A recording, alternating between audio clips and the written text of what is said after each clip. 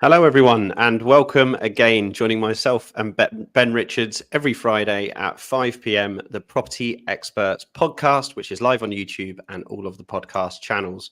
If you haven't joined us before, we're entrepreneurs that have co-founded multiple businesses that operate in 6, 7, and 8-figure entities, and we've got a jam-packed agenda for you today.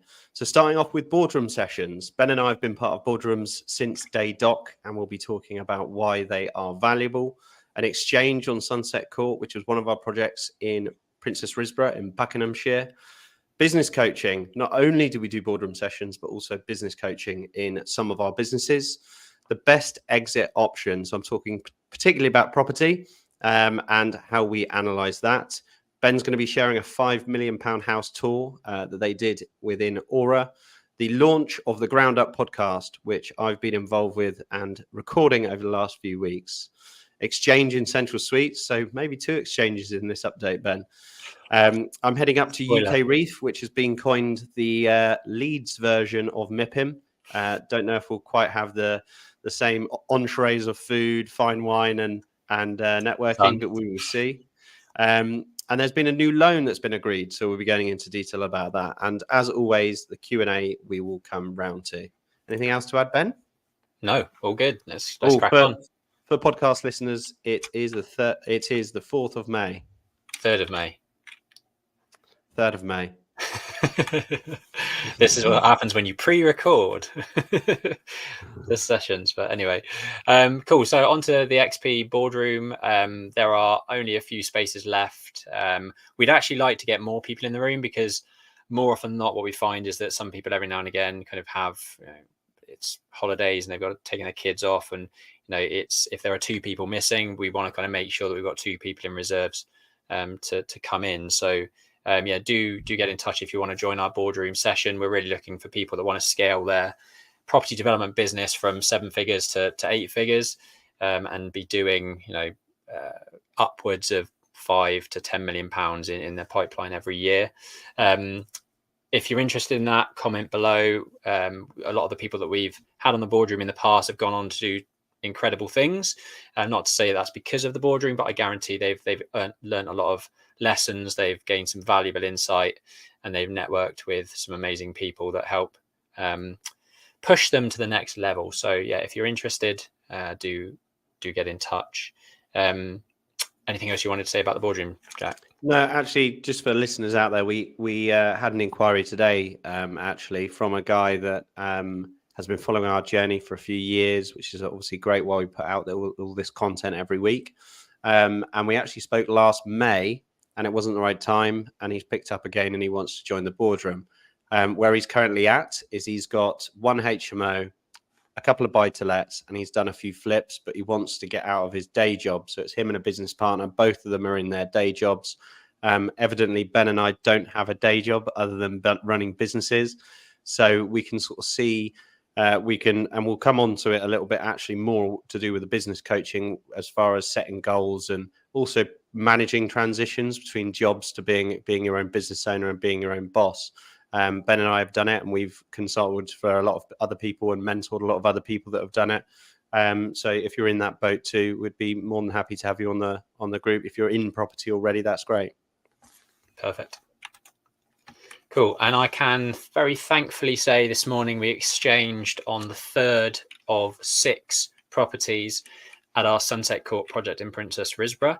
For those that have been tuning in and maybe came to our site visit last summer, yes, we still haven't shifted all of these units, and it is very, very frustrating. I'd love to know what you're seeing in the market. The tail end of 2023 and the beginning of 2024 was extremely slow. We're starting to see things pick up significantly now, which is great. And it's amazing to get this one over the line, exchanged with a completion set for the end of May. So 3 or 4 weeks now to just get that one over the line. That will be 3 of the 6 assets sold. We've got 3 flats still to sell, all ranging from sort of 375 grand up to sort of 475 grand. And hopefully by the time we speak next week, we've got a couple of other offers over the line for some of those units. Yeah, it's been a difficult one, Jack. I don't know. We spoke in depth, I think, last week about the sales process and what we're trying to do to reinvigorate things and sell faster. But sometimes the market is just the market, and it's just very slow, we're finding. Yeah, I think of late in the last sort of 3 or 4 years, it is more difficult to sell flats. People do want, houses. We've obviously overcome one of the main setbacks. This is a share of freehold. So you're not buying a leasehold flat, but they're just not considered or deemed as well represented or trade as quickly as houses in the market. And where we're trying to overcome that is adding amenity space and trying to make it as little as a flat as possible. We're probably doing more management on that going forwards. But I believe the flat market is just more difficult than the house market. But then the balance is that the flat market was always strong because people couldn't afford to buy houses, because it's getting more and more difficult with affordability, savings, inflation, blah, blah, blah. So it'll be interesting to see if flats do bounce back. I don't know. Certainly hope so, because we've got about 50 in the pipeline. Yeah. Which some we will be renting, I guess. So de-risks it a little bit with that different exit strategy. But we've got an interesting bit coming up on exit strategies later, so we'll get into detail there. Cool. Business coaching and why you need it, and what it's all about. So yeah, I've been doing this for 4 or 5 years now in various different guises. The spreadsheet that you can see on the screen is the strategy on a page platform that we use. So left hand side is more about the blue sky thinking, about the vision of the business, where you want it to go, what you want it to do for you, because I think some people kind of get lost in the business and forget that actually some of that money's got to come back to you to service your lifestyle and sort of ultimately get you to where you want to be with your life, with your kids, your family, whatever. So that's all the blue sky thinking on the left. And then the right hand side is more about the KPIs and the business growth indications and what key actions you need to take to actually get to those different levels. And how do you eat an elephant one bite at a time? That's one step at a time. That's what you need to keep thinking about and taking month by month, setting new targets and trying to break down into chunks how you can achieve them. I did want to ask you, Jack, actually, from a lessons learned perspective, what did you take out of our XP surveys session yesterday? Yeah. Interestingly, I feel like I personally feel the most valuable thing is that when you have when you're paying a third party to coach you, you do park everything and you always make that meeting. If you and I booked in a time to do business coaching with ourselves, it would never happen. We'd keep pushing it back until 6 months had gone by and, we've either lost money, made money, or indifferent. There's been no control. So that's one thing I do enjoy. Having like a moderator and a third party that's not in the business every day to help the conversation flow internally is good, because you might have people that are pushing with different motives. So obviously we want to push revenue, profitability, whereas the team are actually the ones that have got to do it, which comes with stress, workload, the possibility of it. I don't know what my key learning was. I think what we've integrated in client coding has been really valuable. I know other businesses that do it. Stuart at Sky does it in his Skylofts business. I think that's super valuable, just to understand what that person is as a revenue paying person. They're probably more generalized. I can't even remember what we went through on that session. No, I think that coding, and just for everyone listening, we sort of graded the level of client that we've got in the businesses, or XP surveys individually. So an architect that we know is going to give us 5 projects a month is a different rating to a homeowner who's going to use us for one-off purposes and then not come back to us for 12 months. So it's just kind of prioritizing your sort of client base and making sure that you're spending the time in the right place on the people that are actually going to help drive your business forward. I like it because it does hold you accountable. They typically, if a business coach is doing their job, they're asking the hard questions. They're saying, why are you doing that? It's from an outsider's perspective, it doesn't make sense. And then when you break it down, sometimes you talk yourself into thinking that something is the right way forward, when in reality, it's not. And you need to pivot and you need to do something slightly differently. And we talked quite a bit about our pay-per-click campaigns, and I think sort of the reality is that our avatar client customer probably isn't going to Google and searching. It will be an architectural practice that we have to cold call, we have to meet up, we have to have loads of different touch points, we have to nurture that relationship rather than actually waiting for someone to type it into Google and find us and pay via an advert. So there's a few things that we're going to be tweaking from it. Like Jack says, I think the biggest thing is that you've got someone there holding you accountable and making sure that every month you are carving out time in your diary to actually look at these business targets, because otherwise you just won't do them. Good. Cool. The best exit option. We had an interesting conversation with one of our boardroom mentees in the week. And yeah, Jack, do you want to talk about where we got to with it? Yeah, I mean, there's the headline suggests that there's a secret sauce that we're about to spray all over to you, and you can run away into the sunset with the magic key. In reality, it's all down to you and your preference and what you need to be doing. But I've got a case study of what the best exit process is. The best exit option changes for every deal and your scenario, but the actual best case exit sort of capabilities for that site is completely bespoke to that site. So every site that we do, we have a delivery spreadsheet.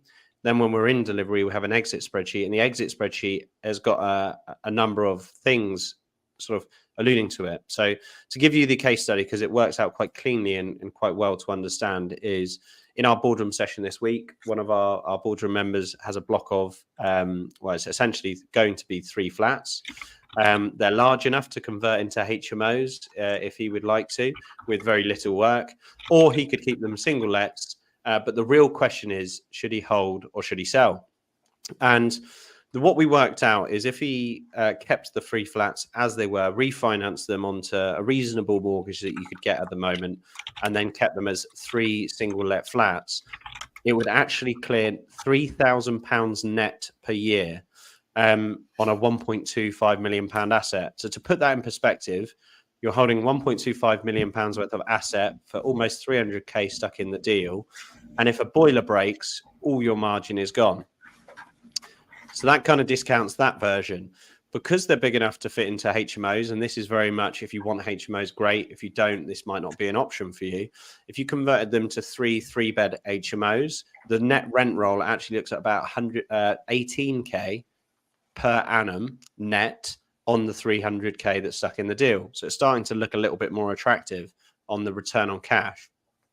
We also had a bit of a look at the flats and see if we could fit the ground floor and first floor to 4-bedroom flats. And then it started pushing up to almost a 10% net return on cash left in, which is not bad, given that you could either make pretty much nothing holding that asset on your capital as single lets, but you could make margin on it as HMOs. And then the final option is to sell it. And, what we concluded on the call is I feel that, and I don't think he'll mind me saying this, is he was struggling to see the wood between the trees, because you get into this position whether you sell or hold. And I had this recently with a house that I personally own in Henley. It's just slow in the sales market. Do you hold it or do you sell it?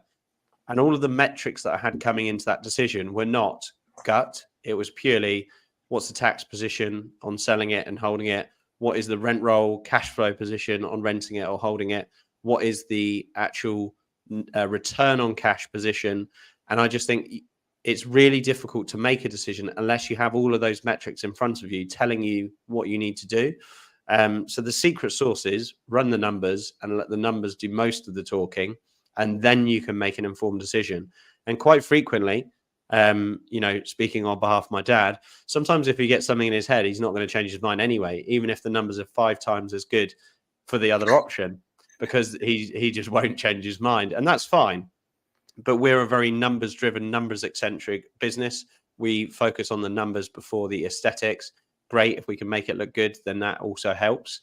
But we've always focused on our numbers. And I think that compounding over years is more valuable than a really artsy, two-page splash in a magazine because you got Design Award of the Year. You can't run a business unless the numbers work, and you can't facilitate your own portfolio growth if the numbers don't work. So if anyone wants any help on that, DM us, send them what you need. We've got templates for different options, whether that's HMO, single let, service accommodation, selling. And another thing that we always do is when we look at the return on cash, we also look at the return on the deposit of the property. So using that case study from our boardroom again, if he's got 300k sat in, and for example, on the most maxed out scheme, so 2 4-bed HMOs and 1 3-bed HMO generates 30k net per annum, he's getting 10% return on his cash. That's technically the equity in the building, which it could be materialized if he sold the whole lot. What we look at as a business is what is our return on our cash in our business, and that helps you analyze getting that money out of that property and moving on to something else. Nice. Very good. On to point number 5. And for those listening on the podcast, you're not going to be able to see this striking house in Wandsworth in southwest London. But this is a property that Aura have just been working on. I think we probably started working on this 2.5 years ago now. The client on this, some of you may well know, it was actually bought at an auction. It was on Homes Under the Hammer. So I'd imagine in the next couple of weeks, it may have already been out, but there'll be an episode where they go back and revisit and do a tour of this striking property. But it's on the market for just shy of £5 million. And if I actually stop sharing and share another screen, I'll be able to flick through a couple of photos because the inside of it is incredible. Such a stunning property. They dug a huge basement on this property. If you go to our Aura YouTube channel, you'll see a mid-construction video where I walk through the spaces that, they were formed, plasterboard were going in, electrics were going in. And it gives you a sense of the space. It gives you a sense of the size of the basement. The basement is absolutely huge. The engineering that went into that is, temporary props and underpinning and, new concrete retaining walls. It was ridiculous. And then this is the yoga studio gym on the outside end of the garden. A huge principal bedroom. So the principal bedroom is split level. You've got the whole front of the property, which is your principal bedroom. You walk up to an amazing walk-in, wardrobe room, and then you've got a massive 4-piece bathroom as well. Some incredible studies. There's a wine cellar which was built into the middle of the property, looking like this. And they've done an incredible job. So I'm looking forward to hearing how it sort of plays out in terms of the sales process and what they end up doing with it. Or myself and my marketing manager Dan are visiting the property tomorrow afternoon to do a full finished video tour. So that'll be out in the next couple of months on the Homes by Aura YouTube channel. So do tune in and subscribe over there. And yeah, can't wait to show you more details. This is the floor plan. It's a big open plan kitchen living space with a double height void and big glazing over the top. Front formal reception room. Downstairs in the basement, there's effectively a sort of au pair suite. So, guest suite down there, a utility room with boot room and a wine cellar and another kind of snug open fireplace type entertaining space with a study off of a small sunken courtyard in the basement. And then 6 beds, I think. 6 beds. 1, 2, 3, 4, 6 bath, maybe 6 bed, 6 bath. Looking forward to really seeing that one in the flesh tomorrow. Lovely. Cool. And then on to point number. Forgotten what number it is. Ground up sounds. Ground up. There you go. You crack on. I'll try and find it. I can't see anything on my screen. Ben will be sharing it, but for the podcast listeners, another podcast you're thinking. Yeah. I've had the privilege to be asked and to join in with 3 other aspiring property people to launch a new podcast. So the episode actually launched yesterday morning. And it's out there on YouTube. If you just search Ground Up Pod on all our socials, it's Ground Up Pod. So it's at Ground Up Pod. But just to give you a bit of a flavor of who's on it and why we're doing it and why it's been set up. Obviously, we're here live at 5 going through the trials and tribulations of business. This one is a lot less formal. It's more having fun with a few other guys that are super successful in what they do, talking about current affairs, so talking about the news in the market, talking about where the world's going, talking about how they run their businesses. There's a lot of more diversity. So to give you a bit of an example, we've got Dorian Payne, who I believe he won one of the fastest growing businesses in Wales. And that's in its entirety. Hugely admirable bloke, very knowledgeable, very systems driven, very big thinker, and very good at executing that as well. And he's always thinking about the next thing and what next and how can I improve, and a very, very good leader in his property business, which is got a £250 million pipeline. We've got Ryan Beaumont, who's really the brainchild behind it all, who does all our media, social media marketing for the pod and editing, pulling it together. But he also runs a business. He actually relocated up north to Doncaster, moved his whole family up there to grow their business, which is Beaumont and Partners. And they do HMOs, flips, and also build HMOs and yield plays for other people. But he actually used to be in the biggest independent band in, I believe, sort of 2018, 2019 in the world. So he's come from a music background, which is kind of why we get shouted at, because we're all pretty tardy when it comes to getting all of our audio correct. But he's bringing that all together. And then we've got Stuart Wyeth, who's a bit of a geezer, works been on building sites all his life. But he's becoming very quickly known as the bank man, isn't he? Because he's buying loads of banks and converting them to resi. Yeah, he's also got a sex shop and a Chinese shop as well. So it's quite funny because he's chatting away and he's going, I did that bank, did that sex shop, and did that Chinese. I've also noticed he doesn't pronounce H's in front of house. He just says house. But he's grown a super successful loft business, so a loft fitting business, which is turning over 4 million. He's a family man, so his plans are to step away from the desk in 2026 and take the year off, go traveling with his daughter and his wife, which is pretty cool.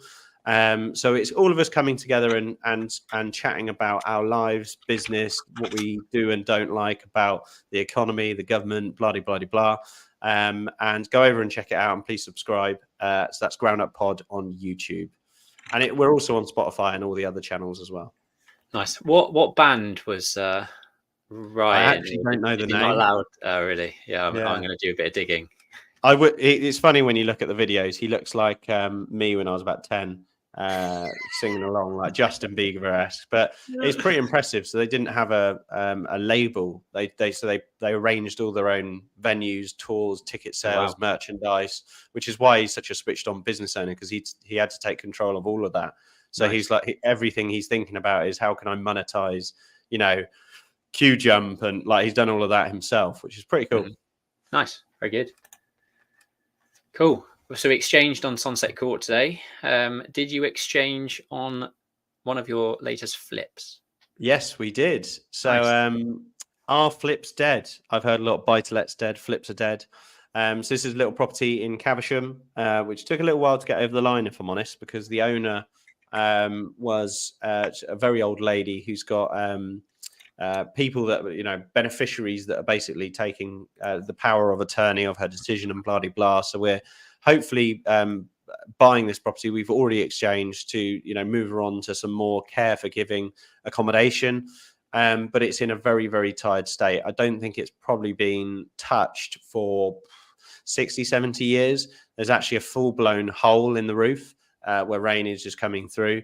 Maybe I'll do another topic on that, on how we're trying to get the stamp duty waived on this property for that reason.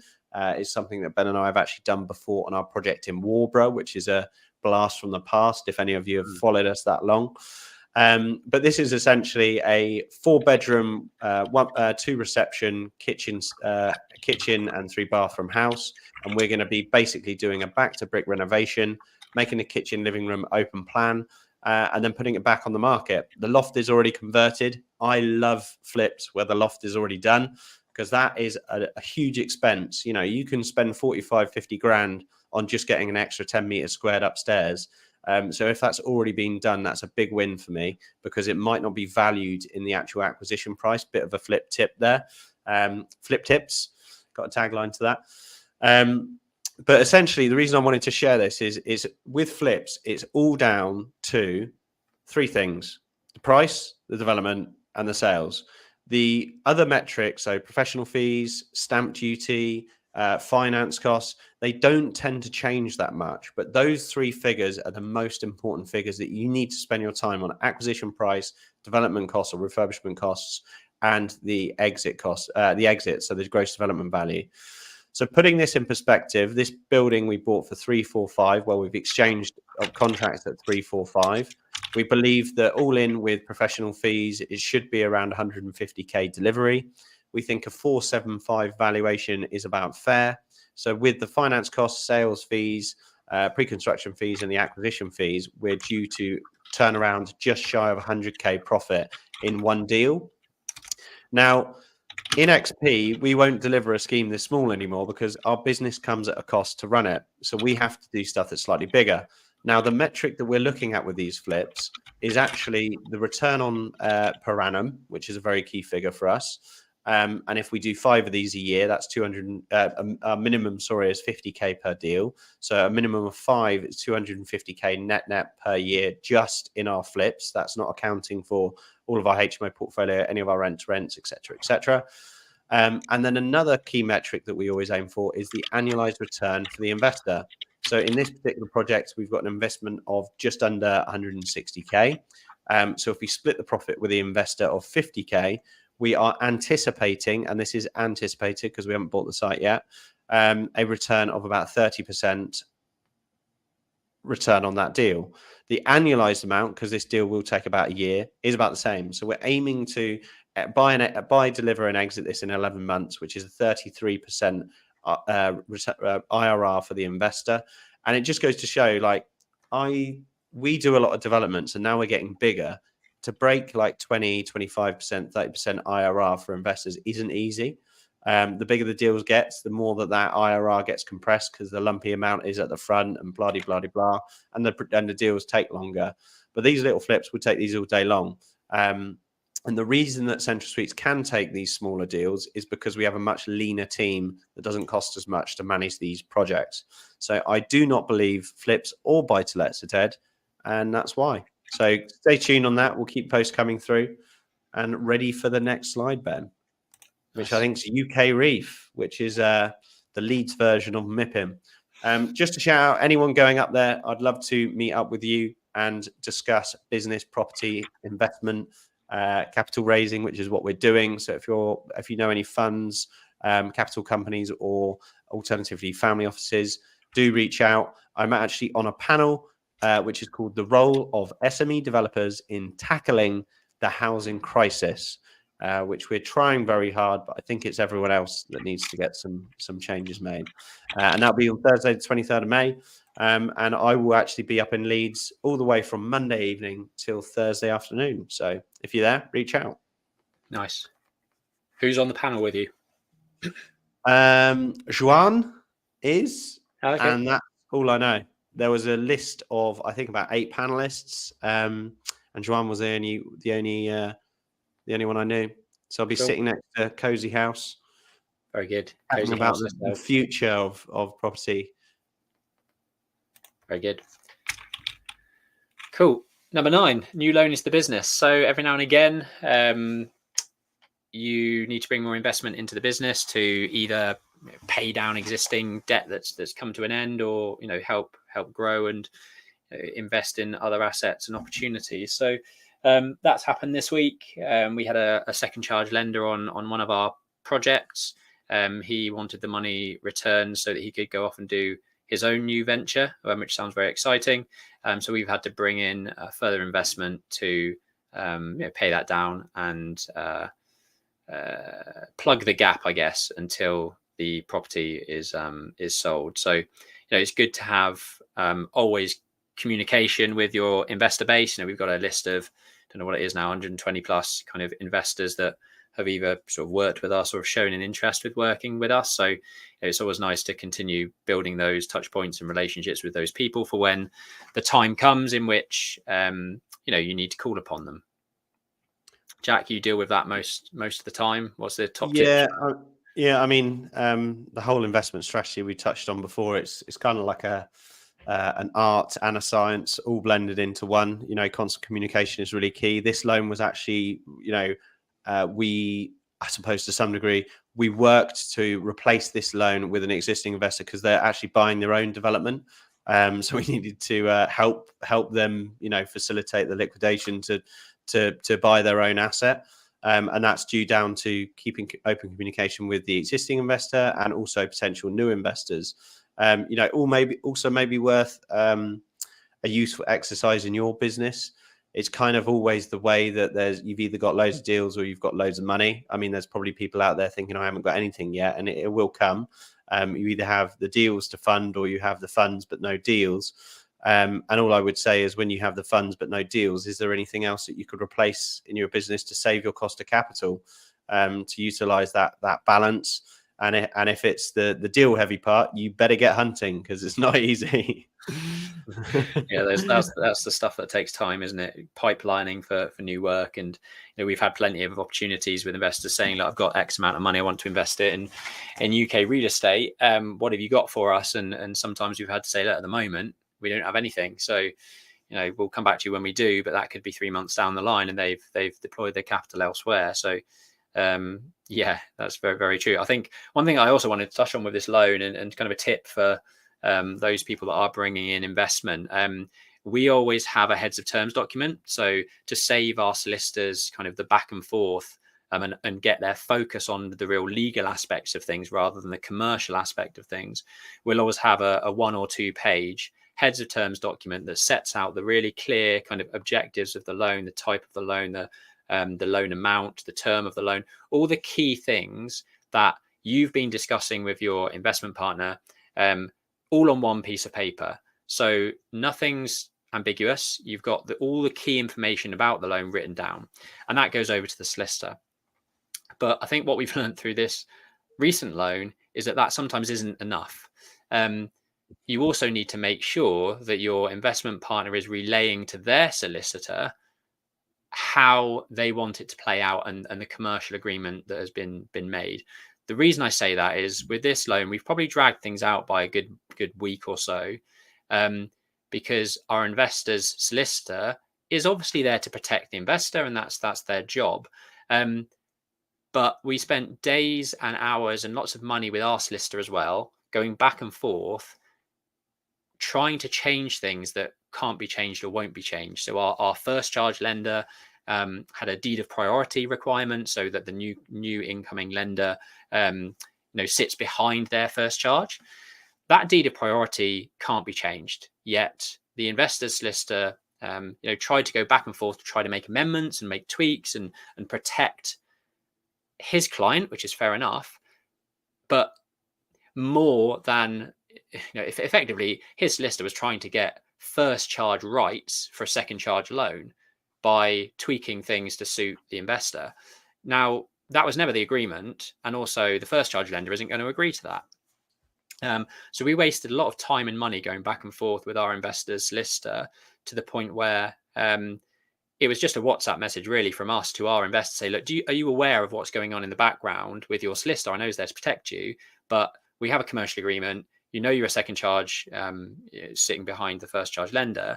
Can you have a chat with your solicitor and say, look, that's what's been agreed. Can he just pull the trigger and move things forward? And once that investor had the conversation with the solicitor, next day it was completed and we stopped all the back and forth. But I think it's all well and good having a heads of terms agreement. That's a great starting point. But actually making sure that your investment partner is speaking to their solicitor and giving them the clear guidance on what needs to happen, and maybe pushing back on the sort of crossing all the T's and dotting all the I's, or asking for the world in terms of security, for example. If something's been agreed, that's what needs to be stuck to, and the solicitor's going to try and give you everything that they can to protect you as much as possible. But sometimes there needs to be a commercial hat on to say, look, stop messing around. Let's just get this over and done with, and move things forward. So yeah, another tip. And I think we went through Thame Thame phase 2 last week. So yeah, as always, if there's any questions that you've got, do drop them in the comments. We do look at questions and prepare for following week. So do drop them in the comments after this live. Follow us on Instagram, and if you've got any questions on some of the site visits that we've been on recently, do let us know. Anything else from you, Jack? No, all good from my end. Good stuff. Enjoy, all right, enjoy the long bank holiday weekend, and if you've got any work to do, get it done Monday. Very good. Right. Have a good weekend, everyone, and speak to you soon.